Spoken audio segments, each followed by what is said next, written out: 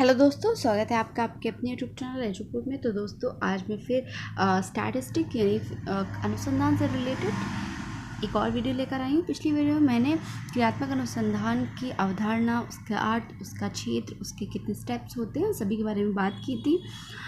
वो वीडियो अगर आपने नहीं देखी है तो लिंक डिस्क्रिप्शन बॉक्स में मैंने डाल दी है, आप चाहे तो एक बार चेक कर सकते हैं। चैनल पे विजिट करके भी आप देख सकते हैं। हमारे चैनल पे BA, MA, B.Ed से रिलेटेड टॉपिक्स की वीडियो डाली जाती है।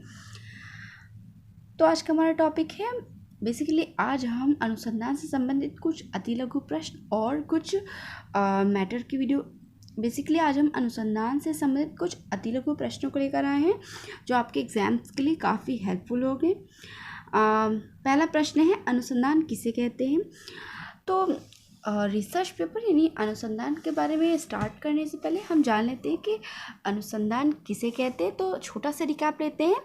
अनुसंधान का मतलब होता है किसी भी वस्तु के बारे में खोजना या फिर उसके बारे में पता लगाना अनुसंधान होता है। अगला प्रश्न है, अनुसंधान किसे कहते हैं। अनुसंधान समस्याओं के अध्ययन की वैज्ञानिक पद्धति जो ज्ञान की खोज के लिए किया जाता है। यानी अनुसंधान एक अनुसंधान को इंग्लिश में रिसर्च कहते हैं। तो अनुसंधान समस्याओं के अध्ययन की एक वैज्ञानिक पद्धति यानी एक वैज्ञानिक विधि है जो ज्ञान की खोज के लिए किया जाता है, यानी जिसका प्रयोग ज्ञान की खोज के लिए किया जाता है।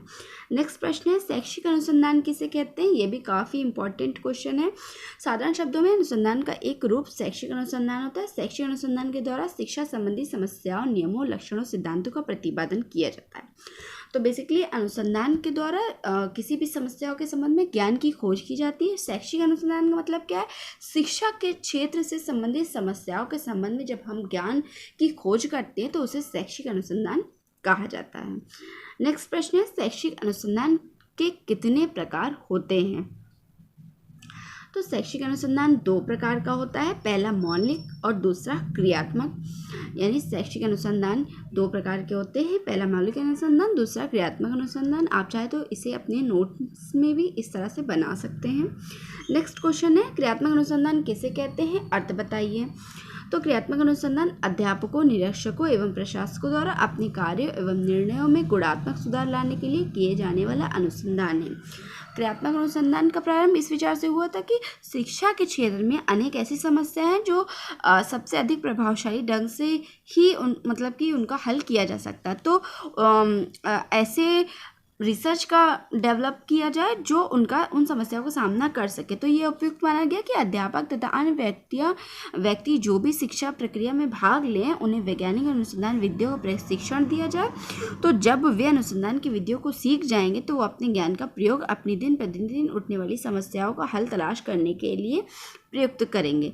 तो यही कहा जा रहा है कि क्रियात्मक अनुसंधान अध्यापकों, निरीक्षकों और प्रशासकों द्वारा अपने कार्यों और समस्याओं निर्णयों में गुणात्मक सुधार लाने के लिए यूज़ किया जाता है। जो रिसर्च शिक्षा के क्षेत्र में यूज़ किया जाता है उसे एक्शन रिसर्च या फिर शैक्षिक क्रियात्मक अनुसंधान कहते हैं। नेक्स्ट है, मौलिक अनुसंधान का अर्थ बताइए। तो अनुसंधान का वह स्वरूप जिसके तथ्यों का निर्धारण और उसके आधार पर संबंधों का विश्लेषण के बाद में परिश्रम पूर्ण ढंग से हम किसी निष्कर्ष पर प्राप्ति करते हैं, मौलिक अनुसंधान कहते हैं। यानी एक्शन रिसर्च का एकदम रेप्लिका या फिर अपोजिट होता है मौलिक अनुसंधान। मौलिक अनुसंधान उन तथ्यों का निर्धारण करता है जिनके आधार पर हम विश्लेषण को पूर्ण ढंग या पूर्ण निष्कर्ष तक पहुंच सकें। नेक्स्ट क्वेश्चन है, क्रियात्मक अनुसंधान के प्रकार बताइए। क्रियात्मक अनुसंधान को चार भागों में बांटा जाता है, पहला नैदानिक अनुसंधान, दूसरा प्रतिभागी अनुसंधान, प्रयोग सिद्ध अनुसंधान, प्रयोगात्मक अनुसंधान। ये क्रियात्मक अनुसंधान के चार प्रकार हैं। तो क्रियात्मक अनुसंधान इस तरह से ये डायग्राम है, आप चाहें तो अपनी नोट्स में इसे बना सकते हैं। नैदानिक अनुसंधान, प्रतिभागी, प्रयोग सिद्ध या फिर प्रयोगात्मक। नेक्स्ट है, क्रियात्मक अनुसंधान के सोपान एवं पद कितने हैं। तो मैंने अपनी पिछली वीडियो में इसके बारे में डिटेल में पढ़ाया है, आप चाहे तो उस वीडियो को भी चेकआउट कर सकते हैं। यहाँ पर हम शॉर्ट में बता रहे हैं कि क्रियात्मक अनुसंधान के 10 पद होते हैं, यानी 10 स्टेप्स होते हैं और इन स्टेप्स से गुजर कर ही हम एक्चुअल रिजल्ट या फिर परिणाम तक पहुँचते हैं।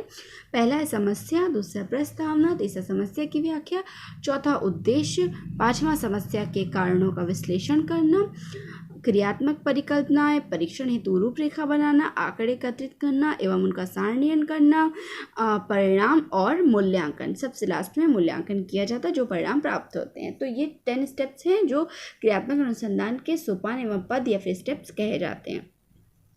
नेक्स्ट है क्रियात्मक अनुसंधान में समस्याओं के स्रोत बताइए, यानी समस्या के क्या स्रोत है। तो क्रियात्मक अनुसंधान में समस्याओं के स्रोत इस प्रकार हैं। पहला शिक्षण, दूसरा परीक्षण, फिर पाठ सहगामी क्रियाओं का आयोजन करना, क्रियात्मक अनुसंधान में समस्याओं के स्रोत ढूंढना, फिर विद्यालय की कार्यप्रणाली इनसे रिलेटेड होती है और विद्यालय संगठन एवं प्रबंधन भी इनसे रिलेटेड होता है। क्रियात्मक समस्याएं भी इन दोनों से रिलेटेड होती है। तो ये सभी स्रोत क्रियात्मक अनुसंधान के स्रोत कहलाए जाते हैं। अब बात करते हैं मौलिक अनुसंधान एवं क्रियात्मक अनुसंधान के अंतर के बारे में, यानी दोनों में किस तरह का डिफरेंस पाया जाता है। तो पहला उद्देश्य का डिफरेंस, मौलिक अनुसंधान में चरम सत्य की खोज, नवीन सिद्धांतों का प्रतिपादन किया जाता है और क्रियात्मक अनुसंधान में विद्यालय की कार्यप्रणाली में सुधार करना। यानी मौलिक अनुसंधान का बेसिक उद्देश्य या फिर हम ये कहेंगे कि उसका मोटिव होता है कि जो भी समस्या है उसके चरम सत्य की खोज करना और एक नवीन सिद्धांत का प्रतिपादन करना। लेकिन इसके विपरीत क्रियात्मक अनुसंधान केवल विद्यालय की कार्यप्रणाली की समस्याओं को पता लगाता है और उनमें सुधार करने का प्रयत्न करता है। शोधकर्ता, इसमें शोधकर्ता अनुभवी एवं विशेषज्ञ होते हैं और एक्शन रिसर्च में शोधकर्ता अध्यापक होते हैं, प्रधानाचार्य, प्रशासक एवं निरीक्षक, क्योंकि यही अपने विद्यालय से संबंधित समस्याओं के बारे में एक्शन रिसर्च करके उनका सुधार, उनमें गुणात्मक सुधार करते हैं। नेक्स्ट है समस्या। तो मौलिक अनुसंधान में मौलिक, व्यापक एवं सैद्धांतिक समस्याएं होती हैं। एक्शन रिसर्च क्योंकि ये स्कूल वगैरह में अपनाया जाता है तो यहाँ पे कक्षा एवं विद्यालय की नैदानिक समस्याएं या फिर दैनिक समस्याएं ही सम्मिलित की जाती हैं।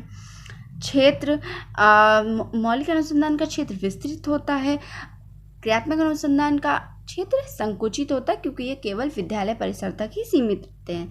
नेक्स्ट है प्रयोग। मौलिक अनुसंधान में परिणाम द्वारा ज्ञान के क्षेत्र का विस्तार होता है। विद्यालय की कार्यप्रणाली में परिवर्तन होता है। एक्शन रिसर्च में अनुसंधानकर्ता का संबंध, तो विद्यालय से संबंधित होना आवश्यक नहीं है, यानी मौलिक अनुसंधान में अनुसंधानकर्ता विद्यालय से संबंधित होना आवश्यक नहीं है, ये समाज के अन्य क्षेत्र से भी रिलेटेड हो सकते हैं। लेकिन एक्शन रिसर्च में जो अनुसंधानकर्ता होता है वो विद्यालय से संबंध उसका होना आवश्यक होता है।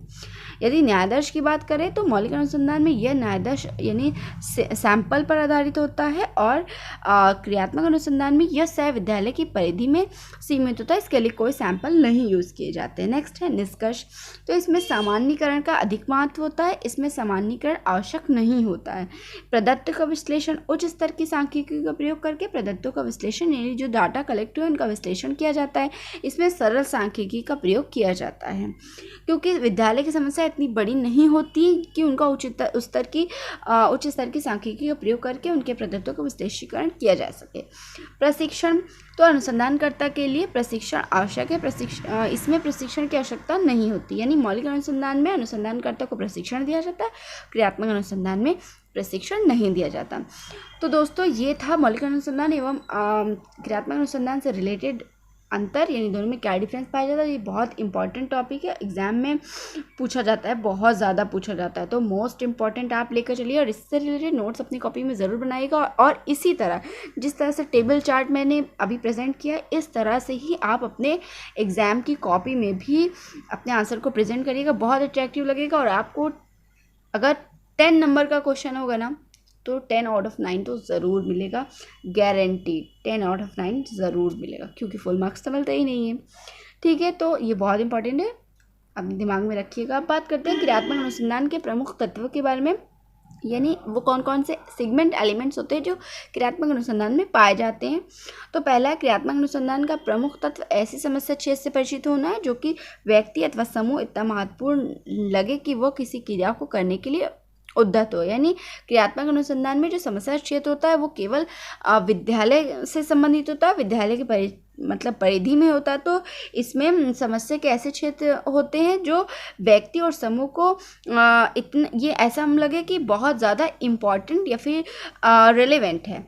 नेक्स्ट है एक विशिष्ट समस्या का चयन और उससे संबंधित परिकल्पना का निर्माण करना। तो क्रियात्मक अनुसंधान में एक विशिष्ट समस्या चयन की जाती है और उससे संबंधित परिकल्पना बनाई जाती है। एक उद्देश्य का निर्धारण तथा उससे उद्देश्य की पूर्ति उपयुक्त विधि का चयन करना, यानी एक उद्देश्य निर्धारण किया जाता है कि समय सारणी में अगर डिफ़ॉल्ट है तो उसे सुधारना है, तो उस उद्देश्य की पूर्ति के लिए एक सटीक या उपयुक्त विधि का चयन किया जाता है। प्रदत्त सामग्री एकत्र की जाए और उसका विश्लेषण किया जाए, यानी डाटा कलेक्ट करने के लिए सामग्री भी एकत्र की जाए, उनका विश्लेषण भी किया जाए, लेकिन सरल सांख्यिकी के द्वारा। नेक्स्ट है विश्लेषण के आधार पर यह देखा जाए कि उद्देश्य की पूर्ति किस सीमा तक हो सकती है, यानी ऐसे उद्देश्य बनाए जाए कि उनकी सीमा भी तय हो सके कि उनके उद्देश्य की पूर्ति कब तक हो सकती है। सामान्यीकरण प्राप्त किया जाना चाहिए और देखना चाहिए कि प्रारंभ में कई क्रियाएं तथा वांछित उद्देश्यों में क्या संबंध है। प्राप्त सामान्यीकरण का क्रियात्मक परिस्थिति में परीक्षण किया जाए। तो दोस्तों ये था क्रियात्मक अनुसंधान के प्रमुख तत्व। अब बात करते हैं क्रियात्मक अनुसंधान के क्या गुण हैं।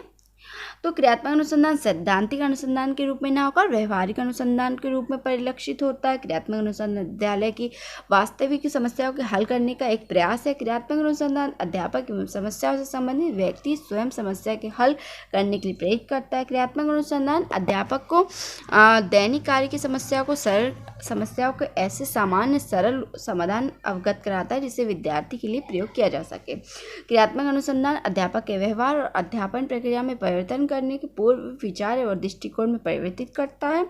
नेक्स्ट है क्रियात्मक अनुसंधान विद्यालय की वास्तविक समस्याओं का अर्थपूर्ण एवं वास्तविक हल प्रस्तुत करके विद्यालय की उन्नति के लिए प्रेरणा भी देता है। तो दोस्तों ये थे कुछ क्रियात्मक अनुसंधान के गुण। अंत में हम ये कह सकते हैं कि क्रियात्मक अनुसंधान के द्वारा व्यक्ति स्वयं अपनी समस्याओं के समाधान का मार्ग खोजता है और उनका प्रयोग करता है। क्रियात्मक अनुसंधानकर्ता स्वयं ही अनुसंधान या फिर स्वयं ही अनुसंधान का उपभोक्ता भी हो सकता है। यह अनुसंधान उस स्थिति में होता है जिसमें समस्या के समाधान खोज निकालने की आवश्यकता प्रतीत होती तथा जहाँ अनुसंधान से प्राप्त निष्कर्षों का प्रयोग किया भी जा सके, जैसे विद्यालय परिसर में। तो आज की शिक्षा में क्रियात्मक अनुसंधान को महत्वपूर्ण स्थान प्रदान किया जा रहा है। इससे विद्यालय से सीधा संबंध रखने वाले लोग जैसे प्रधानाचार्य, प्रबंधक, अध्यापक, निरीक्षक ही अनुसंधानकर्ता होते हैं और वही रिसर्च करते हैं। ये लोग क्रियात्मक अनुसंधान द्वारा विद्यालय की कार्यप्रणाली में वांछित परिवर्तन एवं संशोधन करके सुधार लाने का प्रयत्न भी करते हैं। तो दोस्तों ये थी हमारी आज की वीडियो। आशा करती हूँ आपको वीडियो पसंद आई और आपके लिए हेल्पफुल हो। अगर हेल्पफुल हो तो प्लीज़ प्लीज़ प्लीज़ अपने दोस्तों के साथ भी इसे शेयर कर दीजिए। मिलते हैं नेक्स्ट वीडियो में, तब तक के लिए अपना खूब ख्याल रखिए। Bye bye.